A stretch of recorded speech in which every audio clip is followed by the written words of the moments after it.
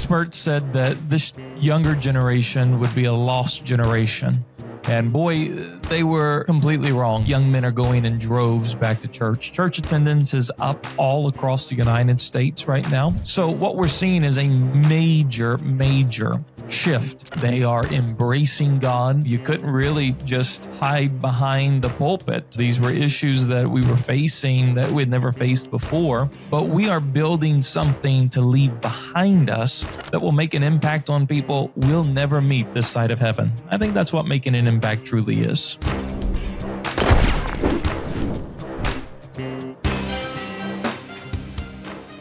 Pastor, thank you very much for joining us on The Point of Impact. Absolutely. It's good to be on with you. Love all that you're doing, and I think we'll have a good time today. Yes, I have so many questions for you, which is good because otherwise this would be a boring podcast. But first, you are the pastor of the Sheridan Church in Tulsa, but also you're quite an outspoken voice in politics, and they have run for U.S. Senate and author of Chasing After the Wind, which is, I think, a very important message to everybody nowadays, but very timely. So I'd like to get to all of that. But first question, though, is what led you into the ministry? You're the son of a preacher man, right? Actually, no, I'm not the son of a preacher man. I was a student at Oral Roberts University, which is a Christian university here in Tulsa, Oklahoma. I started out as a business major because that's what I thought I wanted to do with my life, was to be in business. And God had other plans. I sensed God was kind of tugging my heart my freshman year to go into ministry, but, wasn't really sure and didn't really want to be in ministry, if I was to be honest with you. I'd much rather have, gone down the business pathway. But sometimes, when God chases you and pulls on your heartstrings, he's relentless. He doesn't just attempt one time. He continues until you finally get the message. And, I got the message and I made the decision to obey him and to follow him and to go into ministry, which I'm so glad I did. I've had the time of my life. It's been an incredible journey, not an easy journey, but an incredible journey nonetheless. And so it's one of those things you look back and now I can say, I'm so glad that I didn't stay as a business major, but I answered God's call on my life and been in ministry ever since I was 19 years old. And so it's kind of what I know. It's what I love. It's what I get to do. And, so that was kind of how I got there. It was just as a college student, switching majors. I went the college route, business. Actually, I chose international business because, I had no idea what that meant. I like to travel, and business sounded so general that I don't know, I could get any job, but I really had no direction. And of course, a different kind of service called me. It was the military service. So, you say you're having fun doing this, and I can tell because I caught one of your sermons, or one of your recent sermons about the lineage of Jesus being similar to a Jerry Springer episode. Yeah, that was hilarious. You certainly make it fun. We call it a biblical Jerry Springer episode. A biblical Jerry Springer episode in Matthew chapter 1. It's quite the wild story. Mm-hmm. When did you? I know the religion, the church, and I know the people. I know when it comes to, I guess every other aspect of their lives, they just don't want. It's like they see politics everywhere. There's politics in their sports now. There's politics on TV. Politics at work. Why is it important that there's politics in our church? Well, it's vital because our faith does not stop whenever we enter into the political arena or the political conversation. My faith goes with me everywhere that I go. It's part of who I am. And so, some people will say, just give us Bible, don't give us politics. And the problem with that is if you read your Bible, you will notice a lot of it has to do with politics. In fact, if you removed everything political out of the Bible, you would not have a very large Bible. For example, Abraham dealt with politicians. Joseph was a politician. He was the prime minister of Egypt. Moses was a politician. David was a politician. Daniel was an advisor to politicians. John the Baptist was beheaded because he confronted a politician. Paul ministered to politicians. And so the entirety of Scripture is this interweaving between the religious and the political. And so to say, well, we're not going to do that today, that's impossible. They tell you two things you should never talk about: faith and politics. Those are the two most important things in your life. And so we have to have a grounding for our politics in our faith. That's where I believe everything should flow from. And so we have to address those things, and not to do so, I believe, is a disservice to the people who make up my church. Does that mean I get up and preach a sermon based on whatever's happening politically? No, I get up and I preach out of the Bible, but the Bible touches on all the different things that are happening in our world. There's nothing new under the sun. And Matthew was a tax collector. Right, he worked for the IRS. Yeah, that is an interesting story on its own. But so politics, government, and I believe that the government doesn't shape culture. Culture shapes the government. So one definitely comes before the other, and I think that's the whole difference between a government that rules over the people versus the people who decide how the government should behave. And that's also that's how governments are formed, right? There's a group of people, and they all decide their values, their morals, their ethical structure, and how they will live together. And that comes from their beliefs. They have a whole belief system. Often, most of the time, almost always, it comes from the church. So it just follows that the church would teach the values, and then the people teach, direct that government. So it's fitting. How is it today, though, that I was looking up some demographics and statistics, and it seems like Christians the last 20 years have gotten older. Average used to be 46. Now it's closer to 54, 57, something like that. The younger people are not going into church. Maybe that's starting to change. It certainly changed. Charlie Kirk certainly did a lot of work to reverse that. What's happening? What are you seeing as far as demographics and church attendance, religiosity? Well, the trends were really bad. They were really bad, actually. And experts said that this younger generation would be a lost generation. And boy, they were completely wrong. It's really interesting to me how the experts typically are very, very wrong. So what we're seeing now with Generation Z here is young men are outpacing young women to church for the first time in recorded church history. Usually it's women that outpace men to church, not with this generation. Young men are going in droves back to church. Church attendance is up all across the United States right now. Bible sales are at record highs right now, up 40% over last year. People are going and buying the Bibles. But here's some stats that it will encourage you about the next generation. Christian Bible app downloads or Christian app downloads. So apps that are on the Google platform or the Apple platform. Christian apps, they're up 80% right now. 80%. Now that's going to be a younger generation that's downloading those apps. Christian music downloads on Spotify. So that's one of the main platforms people go and listen to music. Christian music downloads are up 50% right now.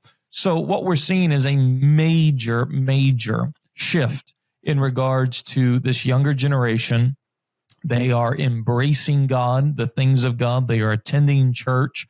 And so what that will do is that'll produce a ripple effect because they're going to have families, and their families will go to church with them. So what we're seeing is a complete reversal of the trends that were happening here in our country. Those trends were not good, stuff that you had mentioned. They were terrible trends, and people thought we were doomed. And then all of a sudden, God raised up an individual like Charlie Kirk, who Charlie was a good friend of mine. And, I always called him America's youth pastor. He's going on all these college campuses and, sharing his faith in the gospel. And it's made a huge, huge impact. And so the trend lines are incredibly positive for Christianity in America right now. It's incredibly positive.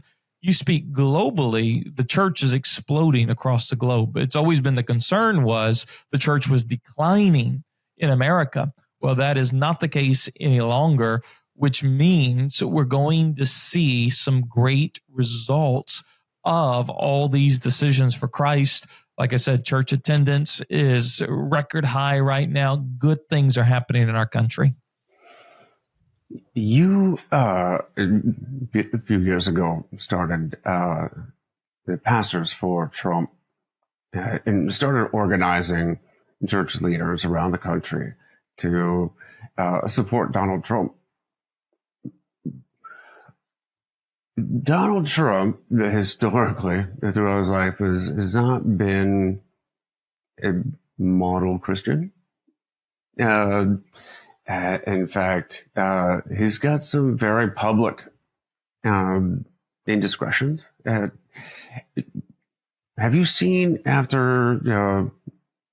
Obviously, he says he's changed. He's even recently was on Air Force One. He said, "I don't believe it. I'm going to heaven." And I helped a lot of people. Why was it that you took up his support so early, and why? Why did you? What did you see in him? That's a great question. During the 24 campaign, when I was leading Pastors for Trump, a journalist from CNN sat down with me and asked me a very similar question. She was very sincere. She said, "Do you actually believe that God can use someone as flawed as Donald Trump to accomplish his perfect will in this earth?" And my answer was, God only uses people as flawed as Donald Trump to accomplish his perfect mission here on this earth. And you could go through the litany of characters throughout the Bible, from Abraham to David to Peter and everything in between.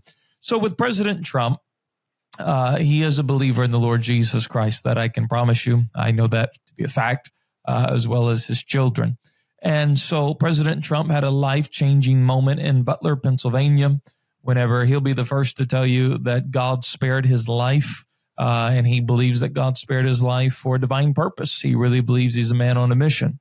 In regards to his statement on Air Force One, whenever he said, I don't think I'm going to heaven, you got to watch the statement that he made right before that.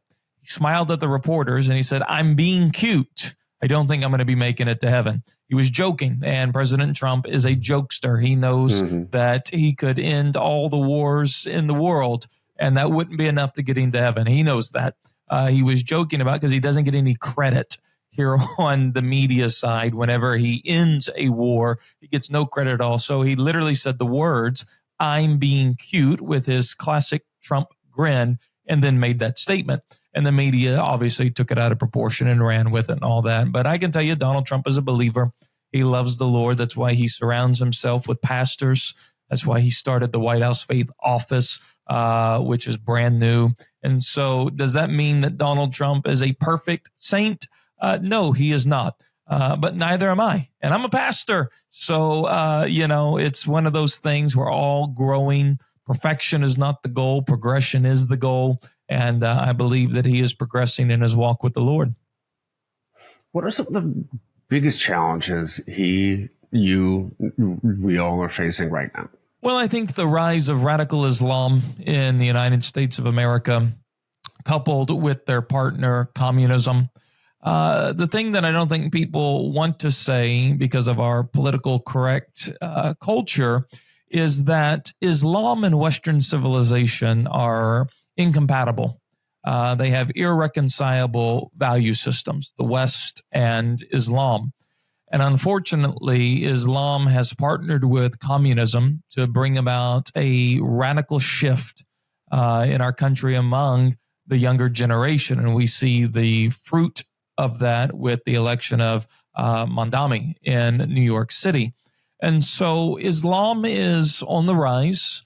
Islam is looking to conquer through conquest, and the West is the prize. And America is the crown jewel of that. And so it's a real problem that I see that our nation is facing. We see it capstoned, obviously, with the mayoral race in New York City, 24 years after 9/11, to elect a Muslim jihadist. He never will come out and condemn Sharia law. His press secretary said that they are waging jihad through elections. And so to elect someone like that as your mayor in New York City says we have a problem. And to me, that the rise of radical Islam and its threat to the West is what I see as probably our greatest challenge. The new mayor of New York certainly had a very fiery speech after the election. Quite a bit of Marxist remarks there. I think New York is either going to be a great case study, or hopefully he turns out to be an ineffectual leader. It's a sad referendum on this state of America, and thank goodness, though, so far in past history, New York City mayors have not risen to national level, or at least not very far. Yeah. Anyways, that is all across the country. The elections, blue cities, counties, and states elected blue. More blue candidates, but nothing really changed except I don't know. Maybe it's the status quo. Texas reforms its gerrymandering. California takes it deeper. What was the decision point when you decided to not hide your political affiliations and start talking, convincing of conservative values, not just conservative values, but actually standing behind political figures from the pulpit? Well, it really started in 2020 whenever I decided to keep my church open, and the mayor of Tulsa threatened to arrest me for keeping my church open. He crossed into my lane. And so at that point I said, well, now we got to cross into your lane. And that was the starting point. And then obviously we fought back on the mask mandates. We fought back on the vaccine mandates. I signed over 75,000 COVID-19 religious exemption forms for people all over the country that wanted to keep their job without taking, the experimental mRNA vaccine that Joe Biden had mandated in September of 2021.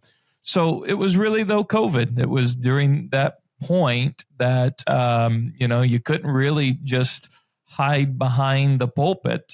These were issues that we were facing that we had never faced before. And that kind of, I didn't necessarily choose to be involved like this. I kind of got thrown into it by deciding to keep my church open, which I didn't think was that radical of a decision, to be honest with you. But it obviously was in the moment. And so that was the starting point. It was March of 2020 when COVID became a thing and everyone went into, shutdown mode and lockdown mode and turn your neighbor in if they have more than 6 people at their house and all that kind of stuff. And so that was a starting point. Thank goodness I live in Florida. We kept the craziness to a minimum. But it still, that was a very interesting time. It was like state-sponsored insanity.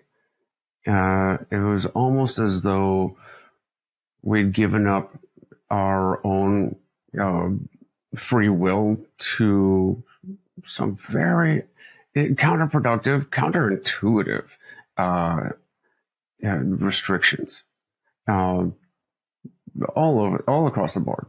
Can I tell you my favorite one? Yeah, my favorite one of 2020. Here's my favorite one.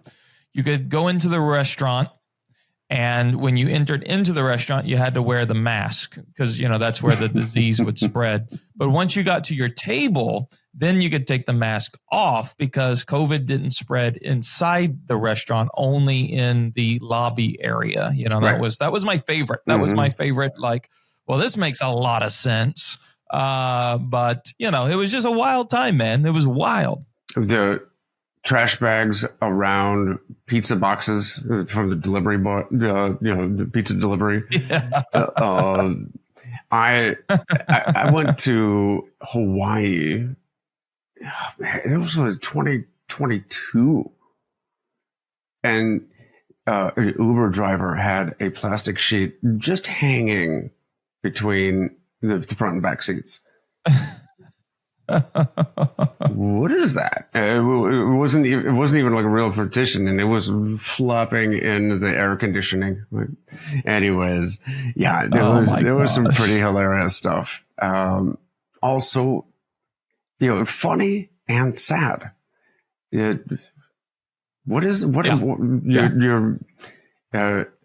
either it's virtue signaling or you have some strange phobia that you don't know how, you haven't learned how to protect from, so you just try anything.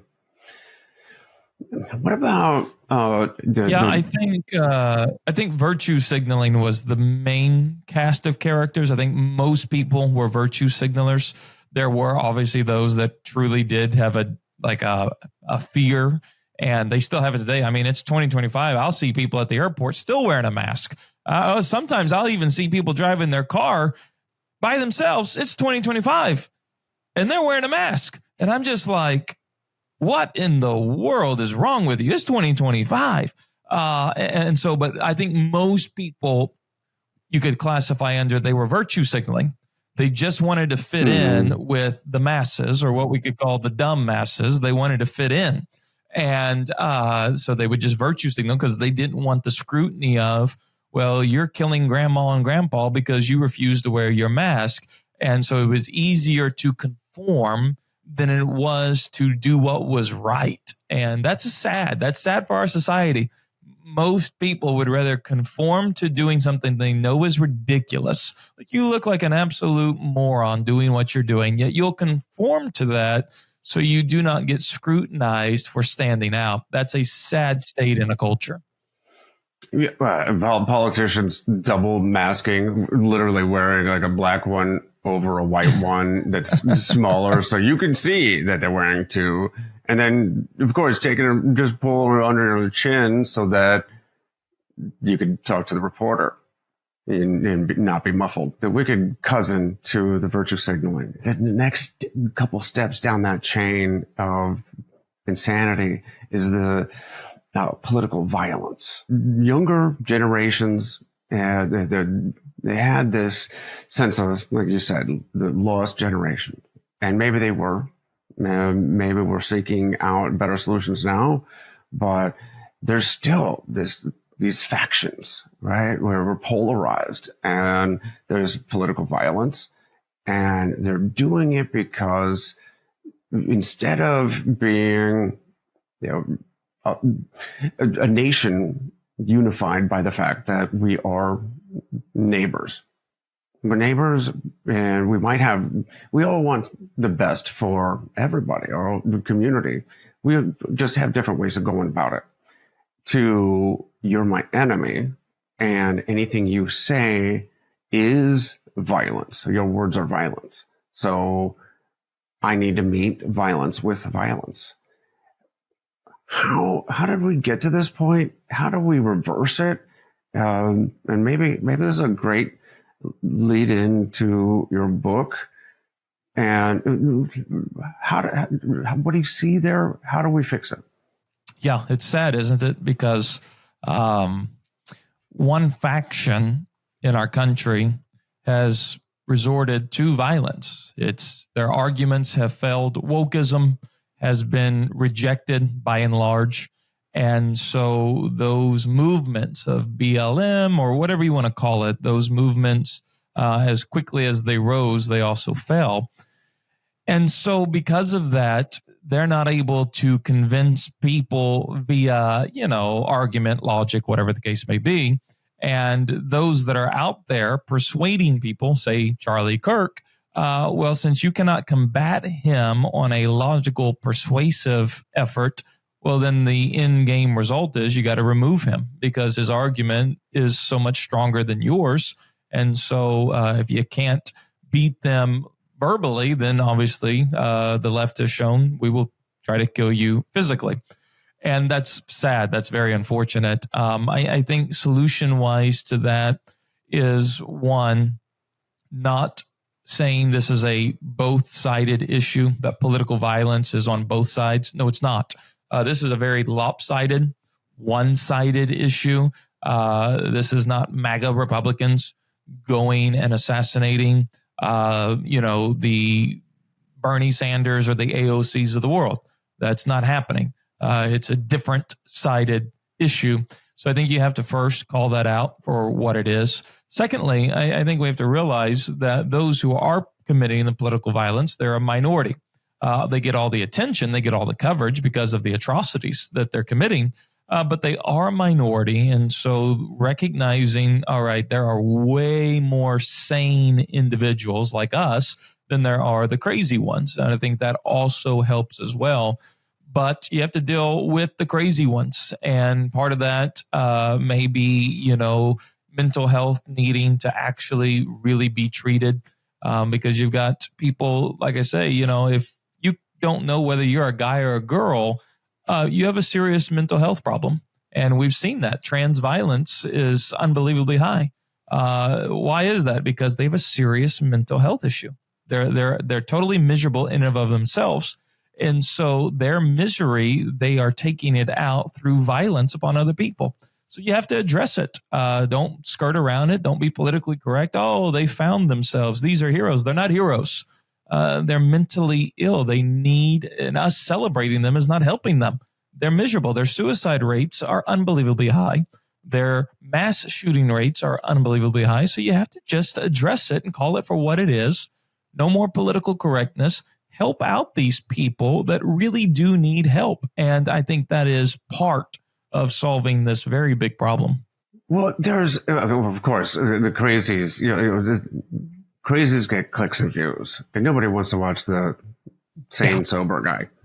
The news loves to promote whatever story is the wildest and most outrageous. And because there's so many outlets out there, it's constant. And before it was the 24-hour news cycle. Now it's every moment. It's flashes, it's dopamine hits. And one of the most popular social media platforms out there is Chinese psyops, and they want us crazy. And so I don't want to go down conspiracy theory lanes, but it's absolutely true. And on top of all that, you're speaking sanity back at the crazy, and they're changing the definitions on us. you say, a boy can't be a girl, and they call you transphobic. And somehow they've gotten, the American Medical Association and National Institute of Health to actually change the definitions to support transgender identities. You can pick one of like 70 different genders on Facebook, and then you start wondering, what am I missing? And Right. it feels crazy, but there's so much of it out there, and they make you want to feel like you're in the wrong, like you're crazy. I don't think so. But I'm a little more seasoned, a little more experienced. I don't care what other people think of me. Right? For the most part, I know who I respect and whom I want to respect me. But what about our children? Like I said, the younger generations, they're very easily influenced by this. So it's a big concern. Oh, I agree with you. It's a major, major problem because of social media, shaping the minds and the hearts of people younger than us. We didn't grow up on social media. And I think we're entering into uncharted waters of what's going to be the result of iPads raising children. We don't really know yet, and we will find out. I have a speculation that it's probably not going to be great because of different types of algorithms that are designed to, like you said, increase constant dopamine hits. That's not reality, right? That's not the real world. And you literally have withdrawals if you don't have those dopamine hits that you're used to when you're, scrolling through reels. And so uncharted waters, I think mental health is going to become an even more important area that we have to make sure we get it right, because social media creates a variable that the human experiment has not had to deal with yet. Well, then, thank goodness I gave up screens cold turkey, and much to my 3 young boys' chagrin, we don't do a whole lot of screen time around here. They're just not interested in watching myself, so they better pick up a book or get outside. But I think I'm somewhat in a unique category. What was the impetus? What was what motivated you to write the book? Tell me what problem you saw and how the book aims to solve it. Yeah, so I wrote this book right here, Chasing After the Wind, Why Nobody is Catching What Everybody is Chasing. And Darryl Strawberry, the great baseball player, wrote the foreword for me, and his life kind of encapsulates the book. We all are chasing the wind, regardless of age, race, background. We all are chasing it. And you say, well, what is the wind? The wind is happiness. We all want to be happy. That's why we do what we do. Why do I eat Oreos late at night? Is it because they're healthy and good for me? Not at all. It's because they make me feel good. They make me happy. That's why I eat Oreos late at night. We all want to be happy. We're desiring, we're wired to be happy. The problem is happiness is like the wind. It's elusive. You chase it your entire life, but you never truly catch it. You say to yourself, if I just had this, then I would be happy. And you get whatever that is, and you come to find out it makes you happy for a moment. And then you got to say, well, I need something else. People will say, if I just had kids, then I'd be happy. And you get children, and they become your praise report, but also your prayer request at the exact same time. If I just had this thing, I would be happy. You get it. 3 years later, you sell it at a garage sale for 50 cents because it didn't fully meet the expectation that you had. And so we're all chasing happiness. That's what we all are doing. Advertising is all about tapping into what will make you happy. And unfortunately, fame, money, power, success, women, jewelry, whatever it is. None of those things can ultimately make you happy. They can make you happy for a moment, but it's fleeting. It's elusive. It's like the wind. And so how do you find true happiness? And so I wrote this book from my own personal experience. I've been chasing the wind my entire life, thinking, well, if I just had 100 more members at my church, then I would be happy. And we'd get 100 more members. And all of a sudden I'd realize their problems are now my problems. I got 100 more problems to deal with. If I just had a bigger building for our church, I'd be happy. You get a bigger building, guess what? You have bigger expenses for your utilities and maintenance and all those type of things. And so I've been chasing the wind, and you don't have to chase the wind your entire life. You can find true joy and happiness, and that comes from getting to know Jesus Christ. The Bible says that in the presence of God, there is the fullness of joy, and that the joy of the Lord is our strength. So we all need strength to stand up in the world that we live in. Our world's crazy. You better have strength. Where does your strength come from? Well, it comes from the joy of the Lord.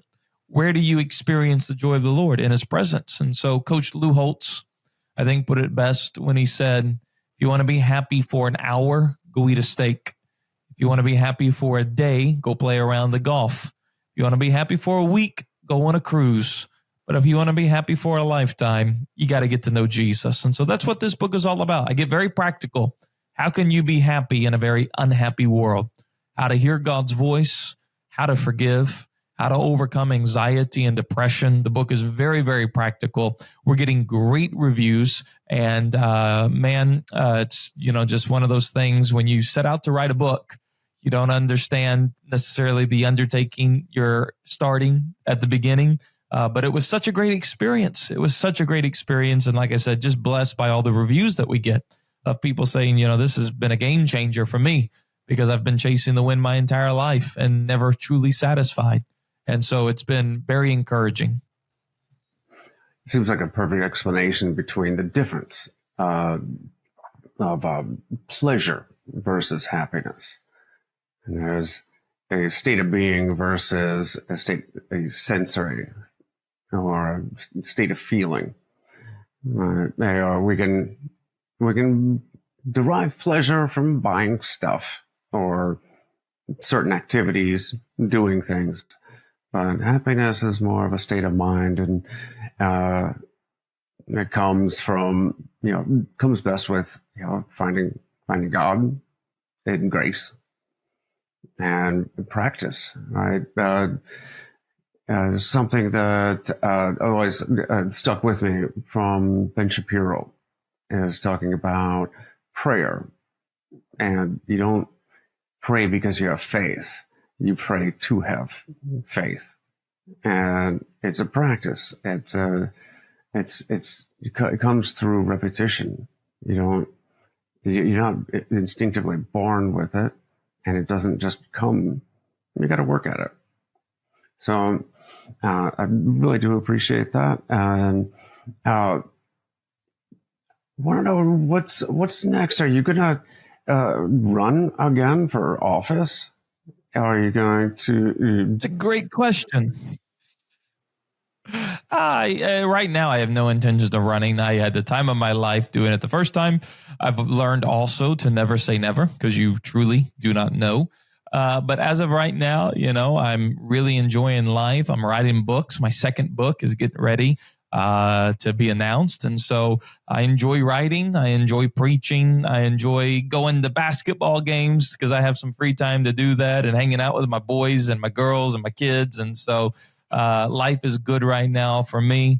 So not sure I want to throw a political race in that. It might mess it up right now. Now, maybe one day, but not right now. How many kids now? 5? I got 5. I got a basketball team, man. 3 boys, 2 girls. Wow, that's great. 3 boys here, and they. Okay, very cool. They're amazing. They eat. They're growing too fast, eat too much, and break too many things before I can get any of it fixed. But maybe that's a good time to transition into the final segment, the countdown to impact. This is 3 books, 2 quotes, and 1 person who've all made an impact in your life. And so Bible is just too easy, low-hanging fruit. I wasn't going to say the Bible anyways, because I know everyone assumes that. I'm a preacher, man. How could I not? Three books that made a major impact on me. Number one, Christianity for Modern Pagans by Dr. Peter Kreeft. He's professor of philosophy at Boston College, and it is a book over a man named Blaise Pascal and the Pensées, which is French for short sayings that he wrote right after the Reformation. And so Christianity for Modern Pagans by Dr. Peter Kreeft would be number one for me. The Confessions by St. Augustine would be number two for me. And this is probably the most widely read Christian book of all time. Augustine's one of the greatest theologians of all time, writing in the 4th century for the church. And so the Confessions by Augustine. And then number three, I got to narrow it down to, I'm such an avid reader. Like I have so many books right now that are just going through my mind, and I got to pick one. But I will go with The Great Divorce by C.S. Lewis as my third favorite book of all time. It's a tremendous allegory story, heaven and hell, and it's called The Great Divorce. C.S. Lewis, who obviously was 20th century great, brilliant writer, philosopher, Christian apologist out of Great Britain. So those would be my three books that I would say to me that are near and dear to my heart. Two quotes that I think that are just so powerful. One comes out of the Confessions by Augustine. He opens the prayer up with, "Our hearts are restless until they find rest in you." Speaking of God being the you. So our hearts are restless until they find rest in you. That's out of the Confessions by Augustine. And then one that I think is so good in regards to practicality in life, Leonard Ravenhill, a great preacher many years ago, he said, the opportunity of a lifetime has to be seized within the lifetime of that opportunity. And so sometimes the window has a certain period of time before it closes, and the opportunity of a lifetime has to be seized within the lifetime of that opportunity. So those are my two quotes. And then what was the final thing I'm supposed to answer? One person, doesn't have to be the person, just one person who's made an impact in your life. Oh my goodness. Well, that would be, obviously my dad. My dad was hardest worker I ever saw in my life still. And he instilled in me, work ethic and, just loving the Lord and loving my family. So definitely my dad for sure, as someone personal. Someone say impersonal, someone I don't know personally that has made a major impact in my life would be Dr. Peter Kreeft, who's the professor of philosophy at Boston College, avid reader of all of his stuff. Although he is Roman Catholic, I am not. I'm a Protestant. I'm a Pentecostal charismatic preacher. I've been very blessed by his books. And so, man, I appreciate you having me on, and I had a blast, and really, really appreciate all that you're doing. I really appreciate you sharing your time, your experience and wisdom. And final two questions. One is, if people want to learn more, want to find out more about you, your sermons, or pick up a book, where can they go? Yeah, they can go to my website, jacksonlahmeyer.com. Now, Lahmeyer is a good German last name. It's Lahmeyer. So jacksonlahmeyer.com. You can get a signed copy of my book, Chasing After the Wind. Now, you can get it on Amazon, Barnes & Noble, Target, Walmart, all those places. But if you go there, it's not signed. So if you go to jacksonlahmeyer.com, you get a signed copy for the same price, and you get the free ebook. So you'll have it in print and digital. So that's like a win-win. And so jacksonlahmeyer.com, sermons are there, social media links are there. That's the best place to go, jacksonlahmeyer.com. Thank you. And now that I know that, I won't have to scan the pages in. So my text reader can read it to me. Final question is... Yeah, we've got the ebook, man. I'll have to get it. Thank you very much. Actually, I'm going to put that on the list. It's happening. Final question is, What does living a life of impact mean to you? Well, living a life of impact looks like this. You are building something, whatever it is that God calls you to build. Maybe that's a business. Maybe that's a church. Maybe that's your family. We're all building something. That's what God's called us to do. We're builders for his kingdom. But we want to build something that we can leave behind. That's true impact, is you're building something in the now that influences, impacts people right now. But you want to build something that is sustainable to be left behind to your children, your grandchildren, or, depending on whatever it is that you're building. And so you're not just building something in this life for you. It will make an impact in your life. It'll make an impact people that are close to you. But we are building something to leave behind us that will make an impact on people we'll never meet this side of heaven. I think that's what making an impact truly is. Excellent. Well, thank you very much. And thank you, sir. All the best to you.